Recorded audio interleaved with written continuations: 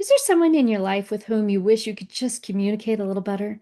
Well, today I have a tip that changed things for me. I hope it's helpful for you too. Stay tuned.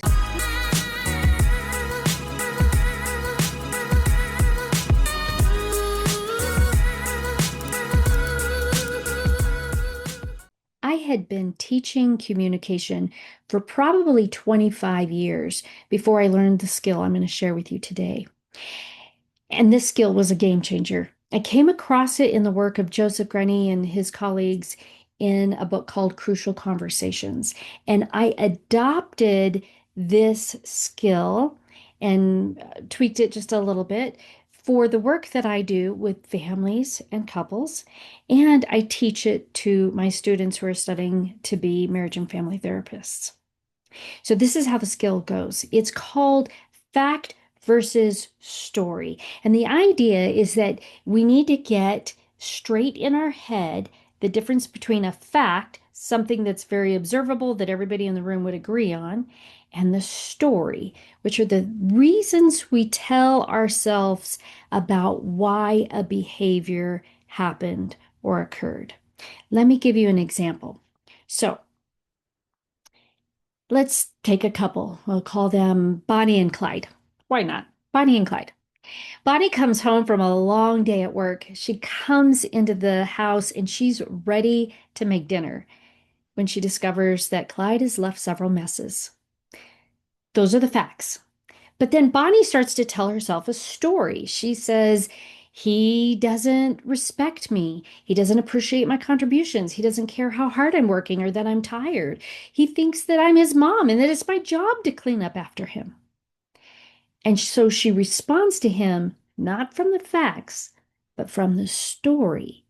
And so maybe she's critical, maybe she's harsh, maybe she's angry and frustrated, and she doesn't show up the way she wants to.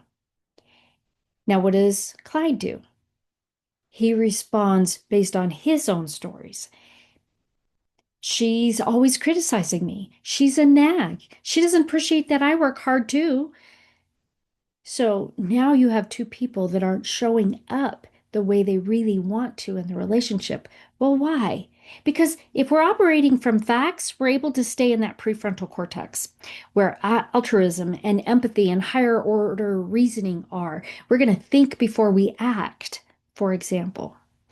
But if we are operating from our limbic system, from that amygdala, all of that's going to be offline, the empathy, the altruism, the thinking before you act.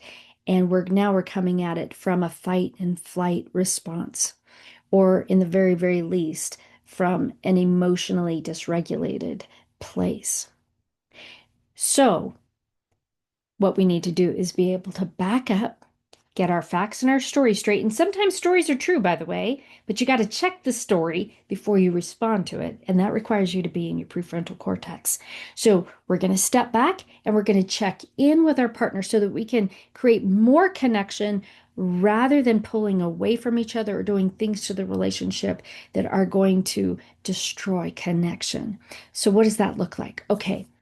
Step number one, when you're in that moment, you have to stop and ask yourself, what are the facts? What's the story? You have to get really clear with yourself. Once you build this skill, it'll only take a few seconds, but you need to practice the skill regularly and just be really clear. What are facts and what are stories?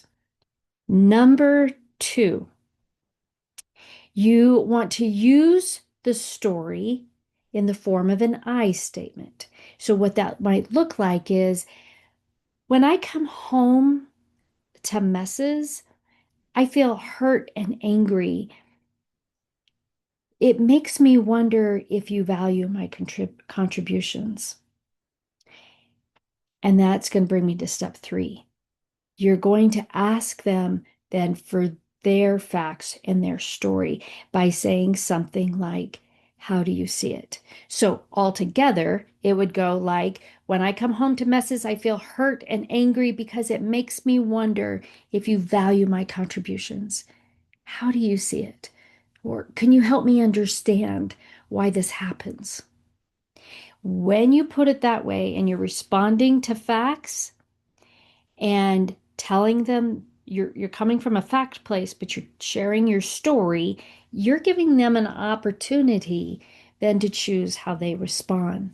If they also develop the skill, then they'll be able to say, wow, I didn't realize that that was the story you told yourself, and I could see that, and I'm so sorry. If they become defensive or they won't listen to you, that's a whole nother conversation. But at least you can walk away from your part of it saying, I came from a good place with a good intention, and I used a skill that is should open up dialogue, not close it down. I hope this tip is helpful for you today. Until next time, may the Lord bless you and keep you.